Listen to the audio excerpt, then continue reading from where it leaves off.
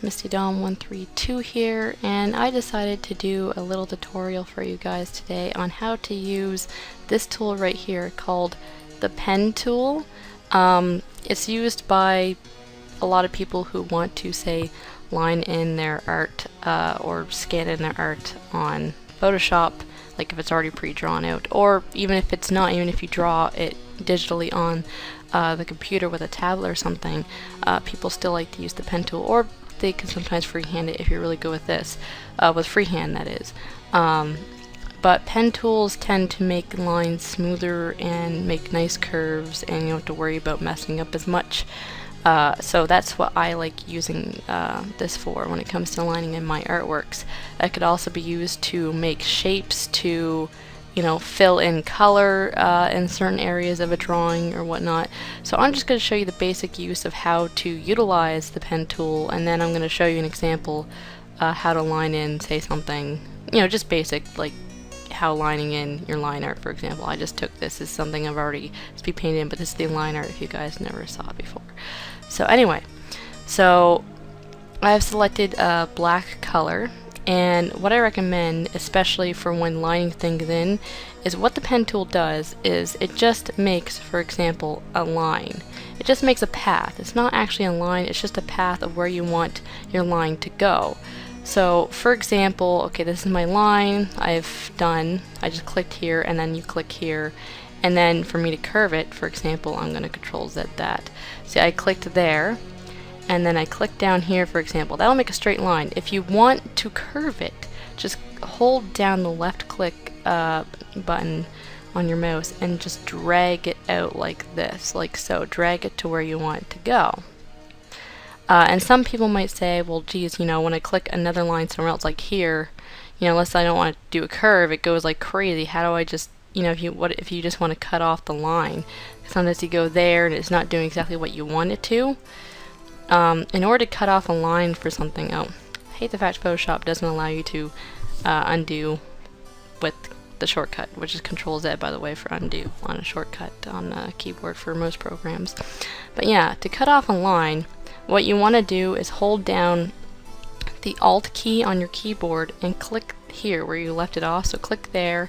That means that that line's done, which means you can start it off somewhere else. So if I wanted to, say, start it off up here without it going weird on me, click right there, hold down your left click button, and there you go, let go. And say I want to break this line again to make a new line starting from there, and I want to go back to the beginning. So I just click back to the beginning and bring my line back to there. And basically you always want your line to go back to the beginning if you want to make like a shape, or especially you want to fill it in. You don't have to do that if, say, you're just lining some line art in. But if you wanted to make a shape to fill that shape with color, that's what you would have to do. But I'm just going to show you just to do a basic line. So basically that's a path. What it does is it just will simulate whatever you put on it. So for a paintbrush, for example, I always go with like 3. Use your basic paintbrush thing.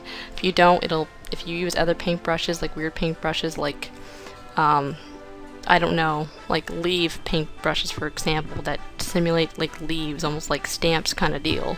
It'll just stamp a bunch of leaves around it, and that's not really probably what you're wanting to go for, unless you are, by all means. But anyway, I'm just going to show you the basic line. So pick like whatever size of paintbrush you want, because it's going to simulate the thickness and the size of brush. So I'm going to go with 3. And once you have your path made out, once again, you don't have to connect the lines unless you want to fill this in, which I'll show you in a bit. So what you want to do is you want to go back, make sure you're on your pen tool, and you're going to want to right click, and then you're going to want to hit stroke path. So stroke path. And this is where it's going to tell you what tool you want to use. You use brush, not just brush, mind you. You can use pencil, you can use all these tools. It'll simulate whatever it is that you want. I mostly just leave it on brush because I like using brush. If you want it to be pencil, you can leave it at pencil. Say if you wanted to make something look like it's been pencil drawn even though it's digital, you could do that. But I usually just go with brush. So I'm going to go with brush, and there you go. It is now filled in that path with that brush.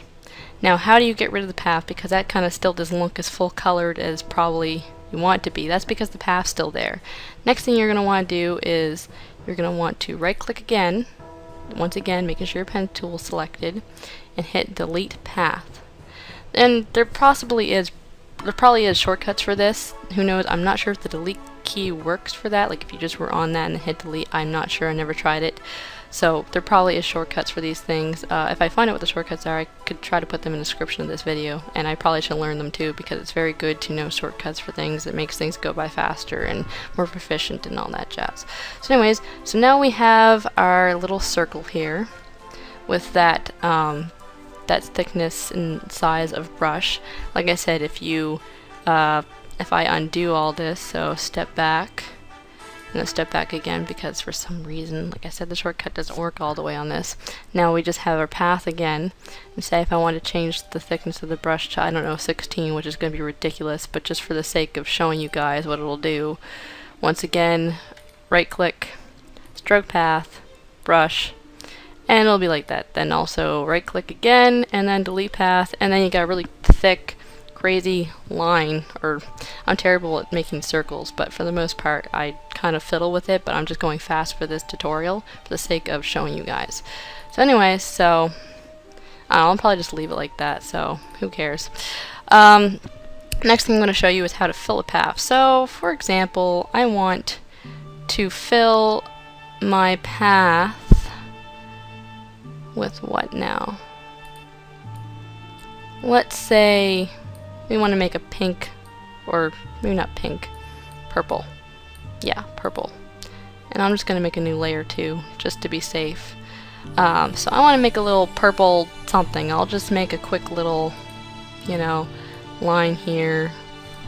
And I want to make sure to connect it. If you want to fill a path in, make sure to connect it.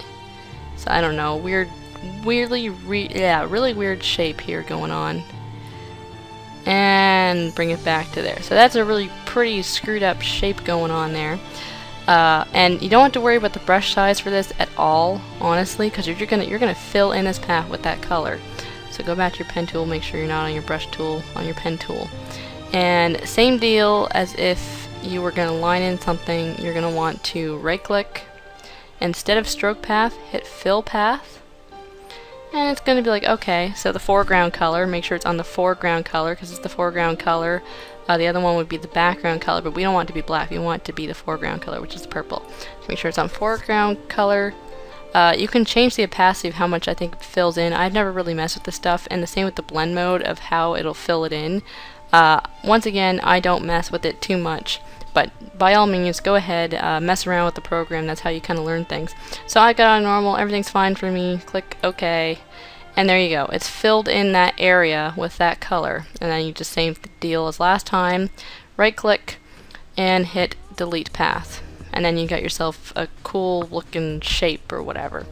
Anyway, so that's the basics of the pen tool. So you know, like I've explained how to break the line and how to make different curves. Like it's really easy, just pretty much holding down the left click button and dragging it around. If I just wanted that to just be just on its own, just a line, then I would just stroke path and then delete the path, and then you just have a simple line. You don't even have to connect it. The only reason why I usually connect things, and you'd want to connect things if say you want to fill the path in, otherwise I don't think it'll work.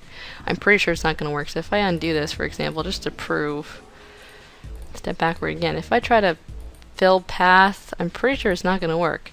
Yeah, it's going to try to make like its own little sort of cut it off for you. So I guess that's what it does. I've never messed with that, so that's kind of neat. But that's probably not what you're going to want. If you want something to be filled, you want it to be a specific shape, not have it make the shape for you. So that's not too cool. Anyway, I'm just going to stroke the path again and delete it. So yeah, that's the basics on how to use the pen tool. Now if we go to this little line art here, just to kind of show you what it looks like, I always make another layer. So I always make a layer above the line art, and usually I just call it like ink or whatever.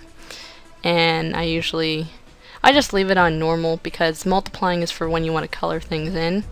So if I go back to changing my color to black and make sure this is on, say, 3.